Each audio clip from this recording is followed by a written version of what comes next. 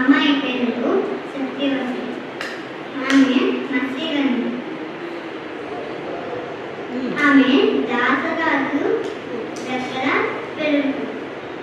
ఈ పలాస మనిషి ఆమెను చూడగానే ఒక ఆలోచన వచ్చింది. లోకమంతటికి ఒక మంచి గురువుని ఇవ్వాలి అనుకుంది. అప్పుడు అమ్మాయి పిలిచి, అమ్మాయి, నేను ఈ లోకమంతటికి ఒక గురువుని ఇస్తున్నాను, ఆ గురువు నేను తల్లిగా ఉంటావా అని అడిగాను. అలాగే కానీ నేను చేపల వానికి నేను చేపల కంపు వస్తున్నాను అని చెప్పింది. అందుకు నేను నీకు ఒక వరం ఇస్తున్నాను, నువ్వు ఒక యోజనం అంతా మంచి వాసనతో వరదలుతావు, అందుకు నీ పేరు యోజన గండి అని చెప్పి. అప్పుడు ఒక నారాయణతో ఒక బాగుని ఆ రోజు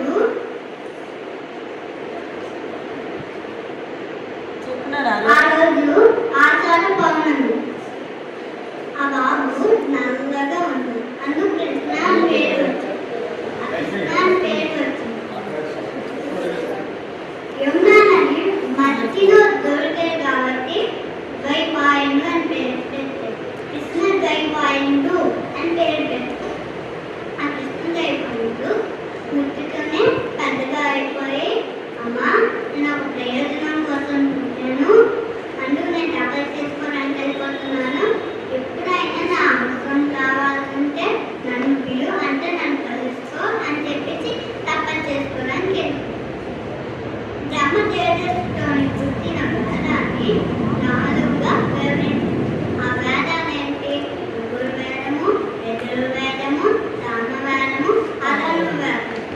ఈ 4 వేదాన్ని 4 గురువులకి ఇచ్చి లోకమంతట్టు వ్యాప్తి చేయమని చెప్పారు. మనకి ఈ 4 వేదాలు అర్థం కావు కాబట్టి పంచమ వేదముగా మహాభారతాన్ని రచించారు. అంతేకాకుండా అష్టాదశి పురాణాన్ని మనకు అర్థమైన భాషతో రచించారు. ఇంకా కాకుండా తన కొడుకు అయిన ముని ద్వారా భాగవతాన్ని మనకు ఎలాగా పరిచిత మహారాజుకి 7 రోజులు భాగవతాన్ని వినిపించారు. ఇలా 4 వేదాన్ని వ్యాప్తి చేశారు కాబట్టి వ్యాద వ్యాసుడు అని పేరు వచ్చింది. మనము ఈ వ్యాసుడు పుట్టినరోజుని మనం ఎలా చేసుకుంటామంటే వ్యాస పౌర్ణమి అని అంటాము, గురు పౌర్ణమి అని అంటాము.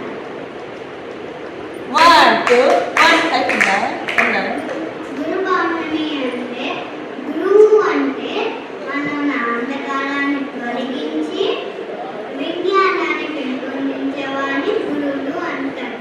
వాళ్ళెవరు? కృష్ణుడు, దక్షిణామూర్తి, దత్తాత్రేయుడు, ఆది శంకరాచార్యులు, మధ్వాచార్యులు, రమణ మహర్షి, రామానుజాచార్యులు, సత్యసాయి బాబా, సిద్ధి సాయిబాబా.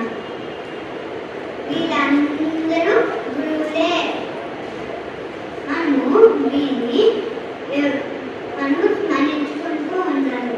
ఈ రోజుల్లో మనకి విద్య నేర్పించిన ప్రతి ఉపాధ్యాయుని గురువులే అంటారు. ధన్యవాదాలు.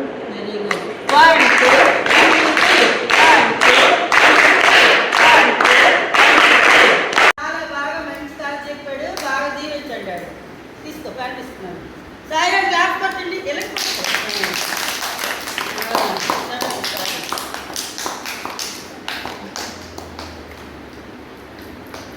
Very good.